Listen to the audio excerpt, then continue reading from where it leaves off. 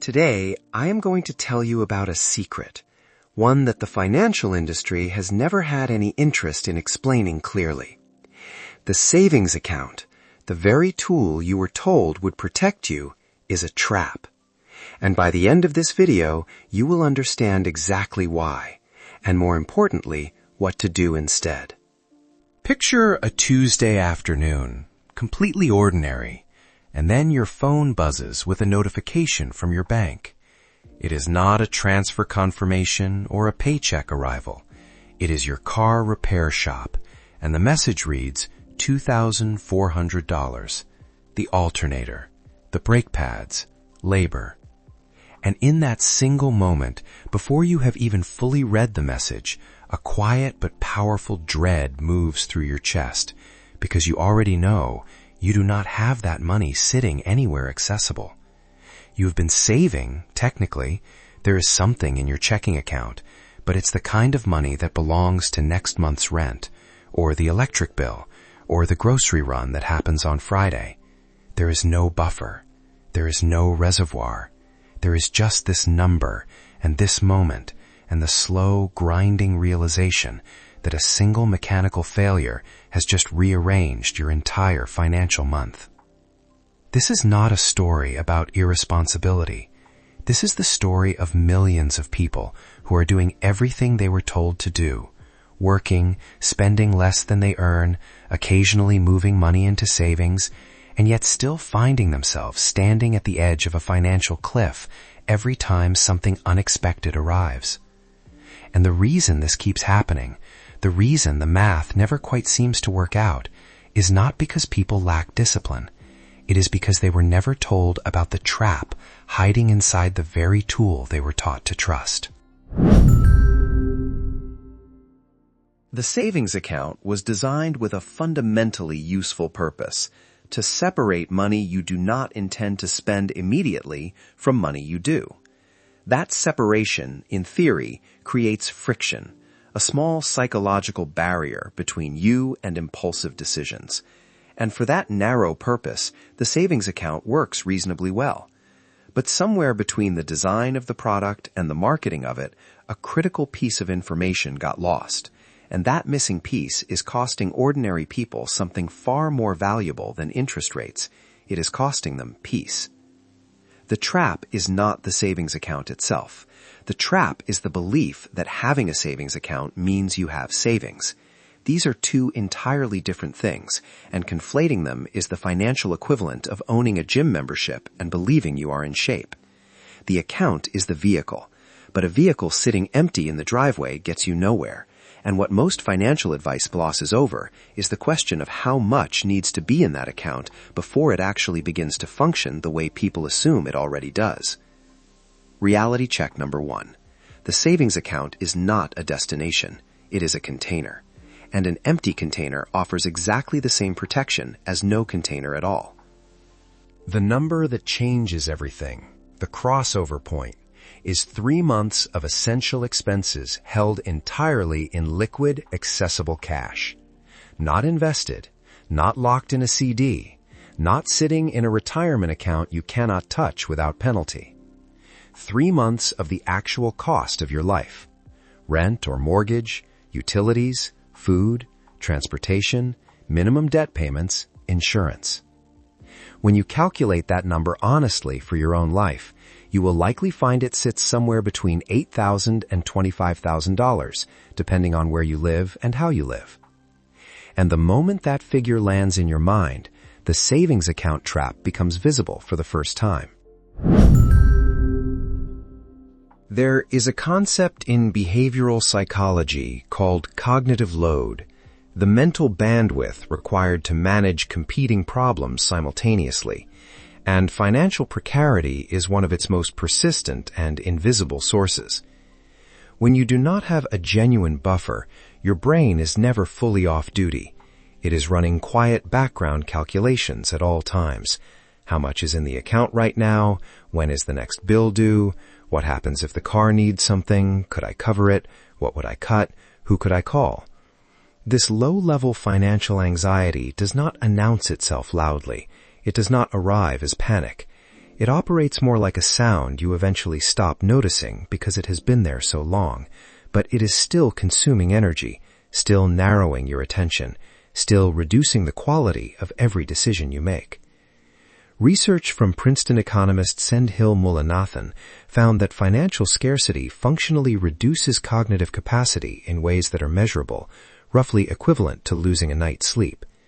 The point is not to make people feel worse about a difficult situation. The point is to understand that the stress of financial instability is not just emotional, it is physiological. Cortisol, the body's primary stress hormone, rises in states of uncertainty, and sustained cortisol elevation degrades sleep, focus, and the very executive function you need to make better financial decisions. The trap feeds itself.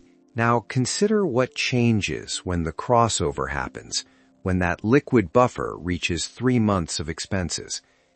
The background calculations quiet down, not because the math of your life has dramatically changed, but because the uncertainty has been absorbed. The unexpected car repair becomes an inconvenience instead of a crisis. The slow month at work becomes uncomfortable rather than catastrophic. The buffer is not just money in an account. It is a pressure valve on a system that was operating at dangerous stress levels. And the psychological shift that follows its creation is one of the most underreported transformations in personal finance. Reality check number 2. You do not build a buffer because emergencies are likely. You build it because certainty, even small certainty, changes how your brain operates every single day.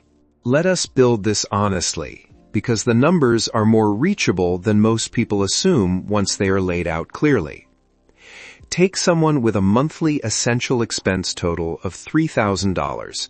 That is rent, utilities, food, car payment, insurance, and minimum debt obligations. Their crossover target is $9,000. That is the number that transforms a savings account from a psychological placebo into a genuine financial instrument. Now, how long does it take to get there, and what is the realistic path? If that same person directs $250 per month toward this buffer, and nothing else, no investments, no extra debt payoff, just this single objective, they reach their crossover point in 36 months. 3 years. That is not a motivational number, and the goal here is not to manufacture excitement about a 3-year timeline. But consider the alternative. Most people spend far more than $250 monthly on spending that is habitual rather than intentional. Subscription services they no longer use, dining patterns that accumulated without a deliberate decision, purchases triggered by stress rather than genuine desire. The buffer does not require income you do not have. It requires a temporary redirect of money that is already moving through your hands. What makes the math interesting is what happens after the crossover. Once the buffer exists, the entire risk profile of your financial life changes.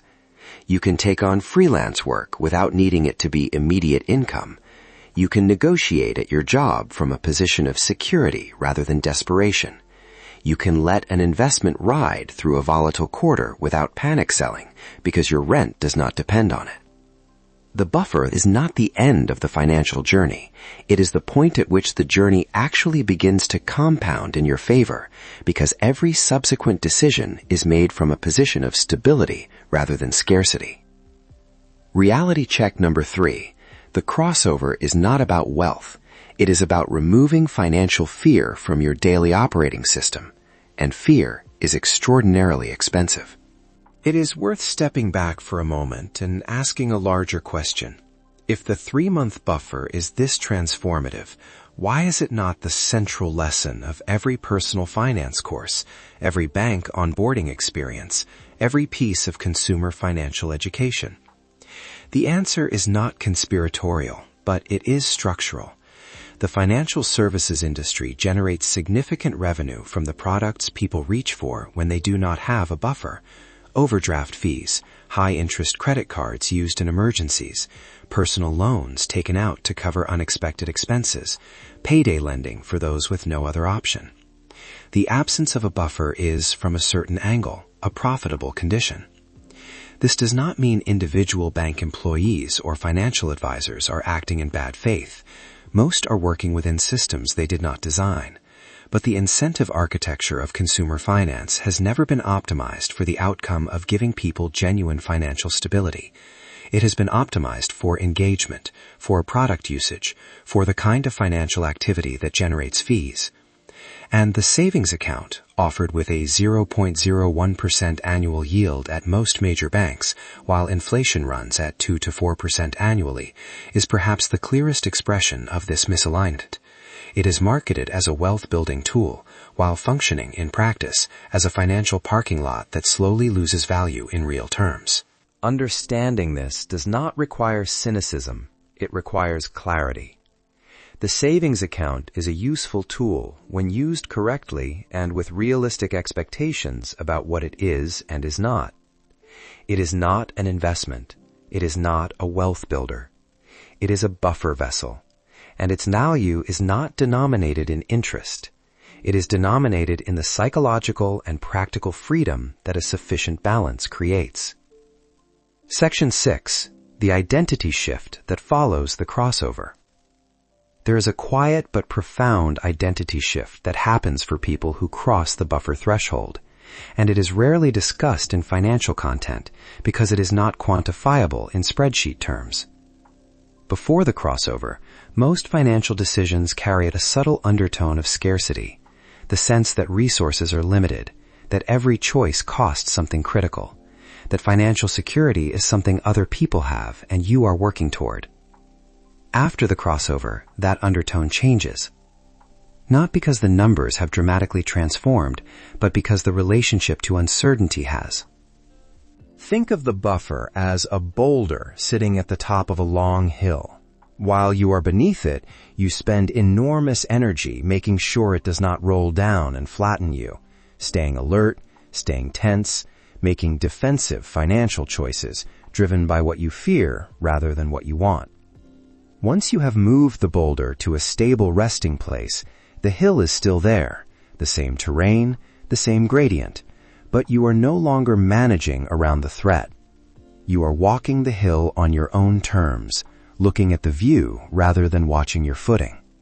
People who build genuine buffers often report a shift in how they think about work, less desperation, more discernment. They report a shift in how they make purchases, less impulsivity driven by emotional scarcity, more intentionality. They report a change in how they relate to financial risk, not recklessness, but the calm willingness to consider an opportunity because the downside is survivable. These are not incidental benefits. They are the primary value of the buffer, and they begin accumulating the moment the crossover happens. Reality check number 4. The crossover does not make you wealthy overnight. It makes you someone who makes decisions from clarity instead of fear, and that changes the trajectory of everything that follows. So let us return to that Tuesday afternoon, to the phone notification and the $2,400 repair bill. For someone living below the crossover, that moment is a crisis, a cascade of difficult choices, a month of financial strain, a slow erosion of confidence. For someone above it, that same moment is simply a Tuesday, an inconvenient Tuesday perhaps, but a manageable one. The buffer absorbs the cost. Life continues without the grinding recalculation that used to follow every unexpected expense. The savings account trap is not the existence of the account. It is the belief that opening one, or keeping a few $100s in one, constitutes a financial strategy. It does not.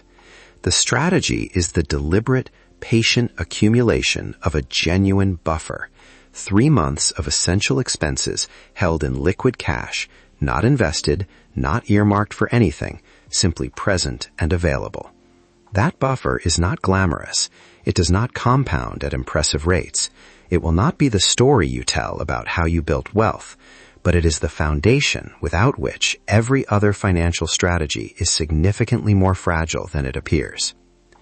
The rules of the financial game change at the crossover.